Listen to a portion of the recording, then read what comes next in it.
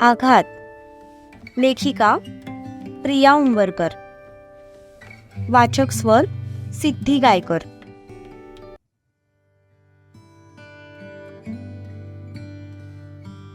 ती फोन बंद करून आत आली तर तो उशीकडे रागाने बघत होता. तिला त्याचा राग आला होता म्हणून तिने काहीही न बोलता फोन टेबलवर ठेवला आणि बेडवर जाऊन झोपली. काय म्हणत होते सासरे बुवा? तो हातातली उशी परत डोक्याखाली घेत म्हणाला. बाबा नव्हते, आई होती. तिने दुसरीकडे तोंड करत उत्तर दिलं.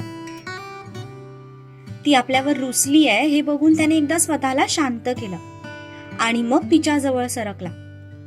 त्याने तिच्या अंगावर हात टाकून तिला एखाद्या बाहुलीसारखं मागे ओढून स्वतःच्या मिठीत घेतलं. जीत, काय करताय? सोडा मला. ती त्याचा हात बाजूला करण्याचा प्रयत्न करत म्हणाली, पण त्याची पकड एकदम मजबूत होती. काय म्हणत होत्या सासूबाई? त्याने आता एकदम शांतपणे विचारलं. तसं ती पण शांत झाली. त्यांनी या रविवारी आपल्याला सगळ्यांना घरी जेवायला बोलवलंय, ती म्हणाली. काय सांगतेस? चक्क सासरे बुवांनी मला जेवणाचं आमंत्रण दिलंय?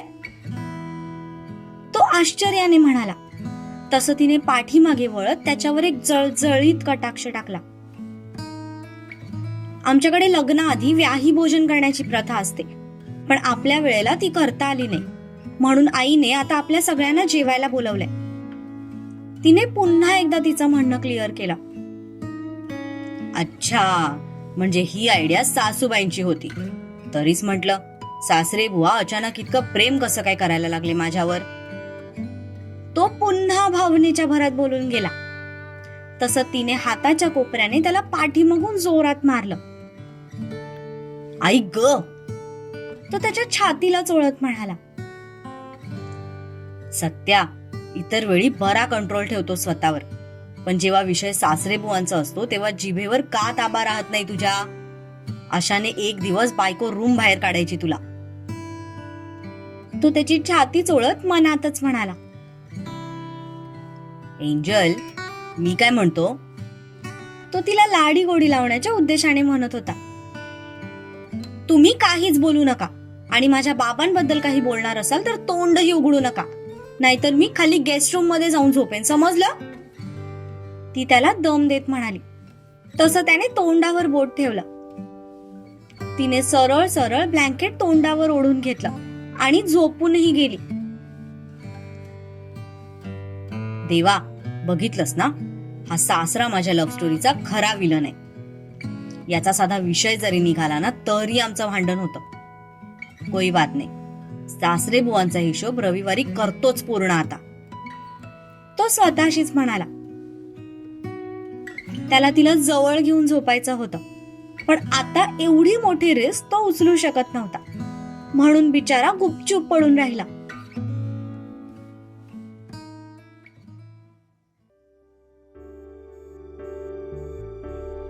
दुसऱ्या दिवशी सकाळी आजूबाजूला दूरच दूर फुलांची शेती पसरली होती. त्या रंगीबेरंगी फुलांवर फुलपाखरं अगदी आनंदाने बागडत होती. वाराच्या झुळकी सोबत ती फुलं इकडून तिकडे डुलत होती. आजूबाजूला डोंगरांच्या रांगा, त्यावर पसरलेली हिरवळ आणि मध्येच नजर जाईल तिथपर्यंत पसरलेली फुलांची शेती. अगदी नयन रम्य दृश्य होतं.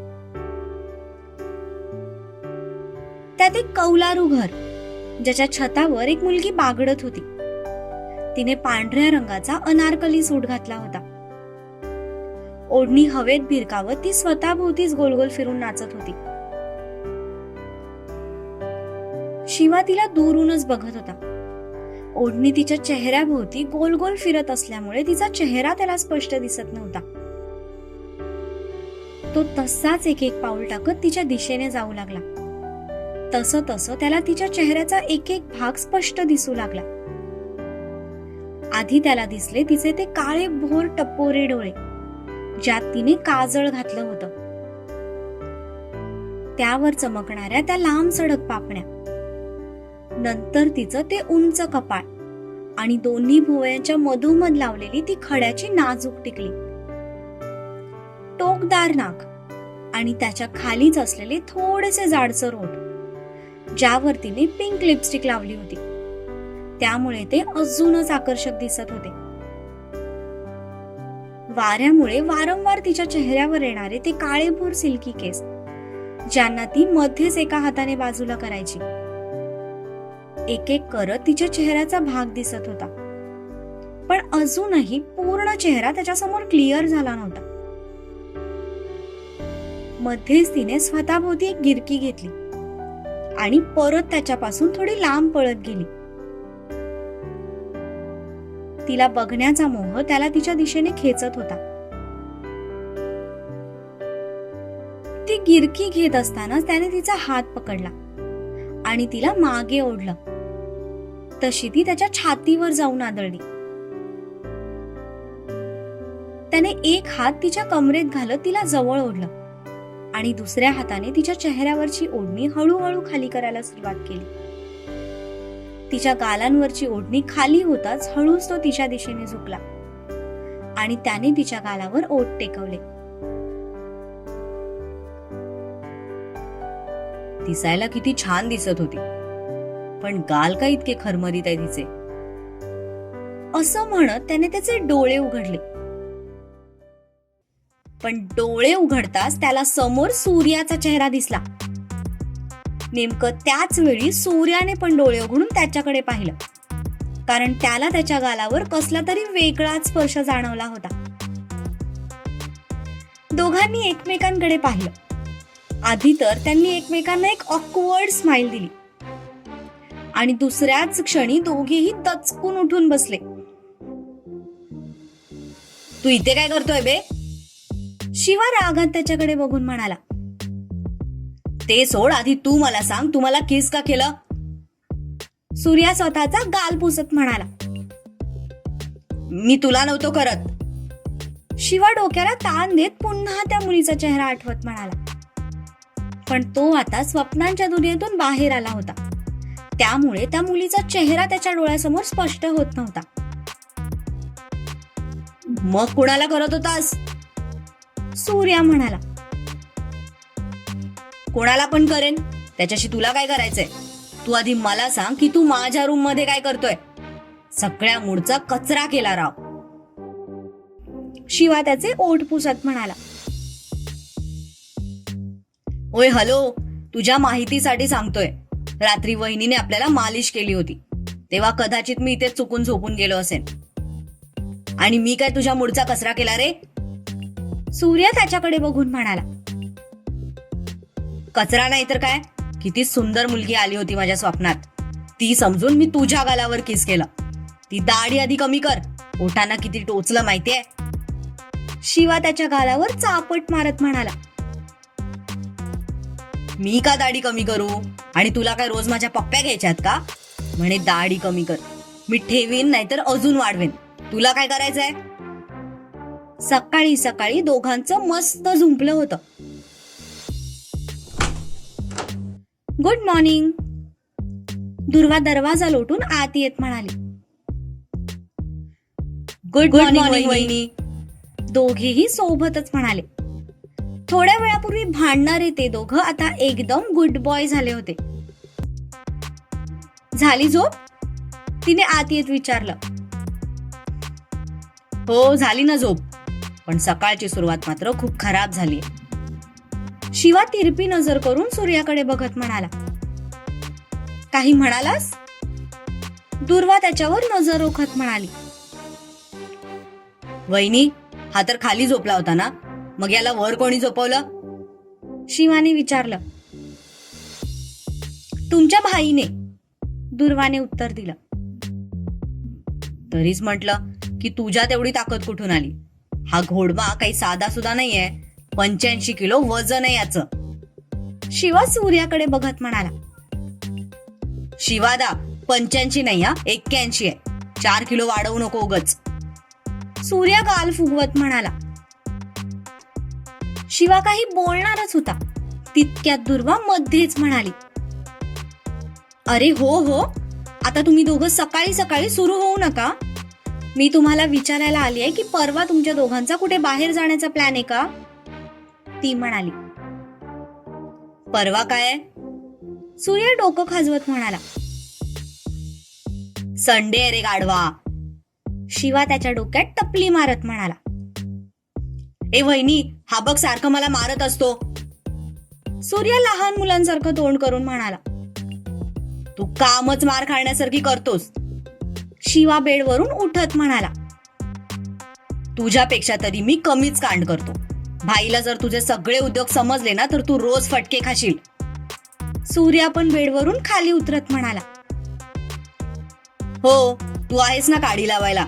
जे भाईला माहित नसतं ते पण मीठ मिरची लावून सांगतोस. चोंबडा कुठला. शिवा उशी त्याच्या अंगावर फेकत म्हणाला. दुर्वा कधी शिवाकडे तर कधी सूर्याकडे बघत होती. म्हणायला फक्त वयाने आणि उंचीने वाढले होते, पण एकदम लहान मुलांसारखे भांडत होते. एक आई आपल्या मुलांना प्रेमाबरोबरची शिस्त लावते, त्या शिस्तीची त्यांना सक्त गरज वाटत होती. मी काय चोंबडेपणा करत नाही. तुझे प्रतापच असे आहेत की मी सांगितलं नाही तरी भाईला बरोबर कळतं. सूर्या ती उशी परत त्याच्या अंगावर फेकत म्हणाला. आर्ग्युमेंट करता करता त्यांची पिलो फाईट सुरू झाली. दुर्वा आश्चर्याने डोळे मोठे करून त्या दोघांकडेच बघत होती. तिचा तिच्या डोळ्यांवर विश्वासच बसत नव्हता की जे बॉस म्हणून ऑफिस मध्ये मिरवतात ते घरी इतकं लहान मुलांसारखं वागत असतील. तिच्या डोळ्यांसमोर लगेच सत्यजित उभा राहिला, जो जगासाठी एकदम प्रोफेशनल आणि शांत होता. पण त्याचं खरं रूप कसं आहे हे आता तिला चांगलंच समजलं होतं. जगासाठी शांत आणि प्रोफेशनल असणारा तो तिच्यासाठी आणि त्याच्या घरच्यांसाठी खूप वेगळा होता. थोडक्यात पाटलांच्या मुलांची विविध रूपं ती स्वतःच्या डोळ्यांनी बघत होती. अरे काय करताय, शांत व्हा. ती थोडं मोठ्या आवाजात म्हणाली. तसे दोघांचेही हात थांबले. आपण वहिनी समोरच सुरू झालो ही गोष्ट लक्षात येताच दोघेही वरमले. सॉरी वहिनी. दोघे एक साथ मान खाली घालत म्हणाले. झालं तुमचं भांडण करून? तिने हाताची घडी घालून विचारलं. हो. दोघे एकमेकांकडे बघून जळजळीत कटाक्ष टाकत म्हणाले. मी विचारलं की या संडेचा काय प्लॅन आहे तुमचा? तुम्हाला कुठे बाहेर जायचंय का? ती म्हणाली. माझा काही प्लॅन नाहीये, मी फ्री आहे. शिवाने उत्तर दिलं. सूर्या तुझा?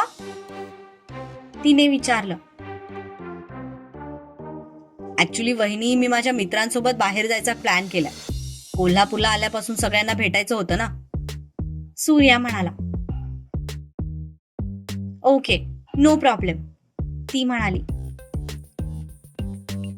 का ग वहिनी, असं का विचारलंस? काही आहे का रविवारी? शिवा म्हणाला.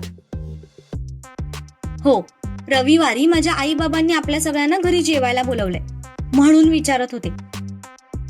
बाकी सगळे तयार आहेत, सूर्या आणि अप्पा सोडून. अप्पांची फिजिओथेरपिस्ट कडे अपॉइंटमेंट आहे आणि सूर्याचा पण प्लॅन आधीच ठरलाय, त्यामुळे आता तो पण येऊ शकत नाही. पण काही हरकत नाही, आपण जाऊया. तसं मी आई बाबांना सांगते.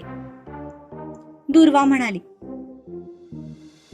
पण हे ऐकून सूर्याचा चेहरा मात्र बघण्यासारखा झाला. शिवाने पण आता त्याच्याकडे पाहिलं. शिवाला खरं तर आता हसू कंट्रोल होत नव्हतं, म्हणून तो तोंडावर हात ठेवून इकडे तिकडे बघत होता. याला म्हणतात आ वेळ मुझे मार. चांगलं सासूरवाडीला जायचा चान्स मिळाला होता, गाढवाने तो पण गमावला. शिवा मनातच सूर्याला हसत म्हणाला. बरं तुम्ही आवरा, मी मावशींना नाश्ता रेडी करायला सांगते. असं म्हणत दुर्वा बाहेर निघून गेली.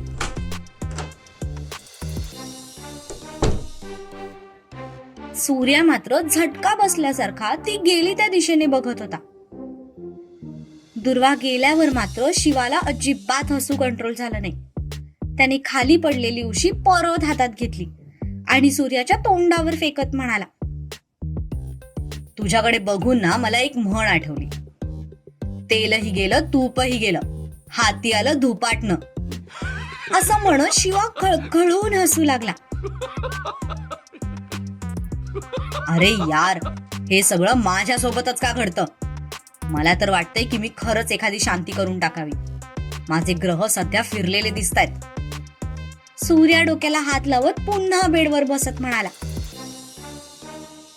शांती करून काही उपयोग नाही भावा. तुझ्या कुंडलीचा शनी तू स्वतःच आहेस. असं म्हणत शिवा पुन्हा पोट धरून हसू लागला.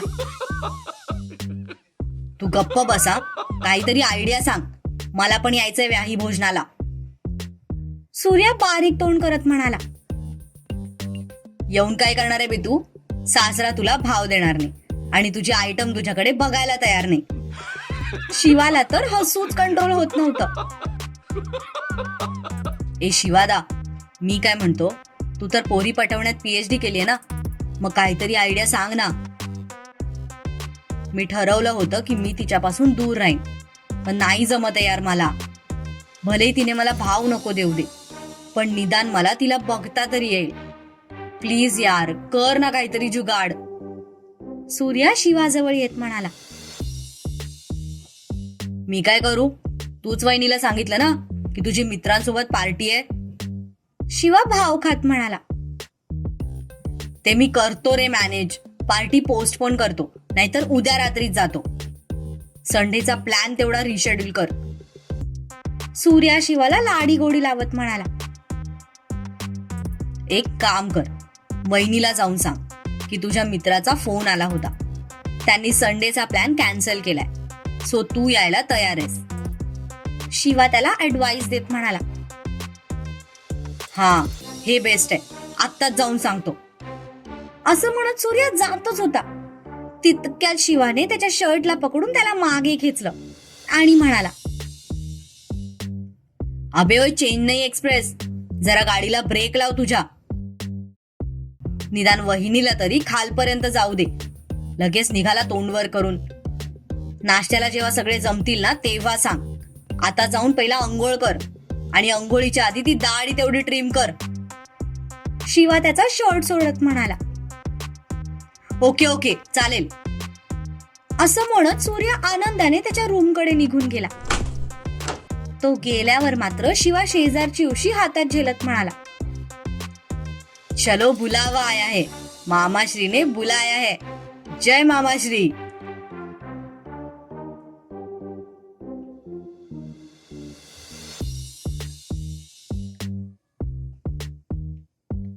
आजचा भाग थोडा छोटा आहे, त्यामुळे नाराज होऊ नका.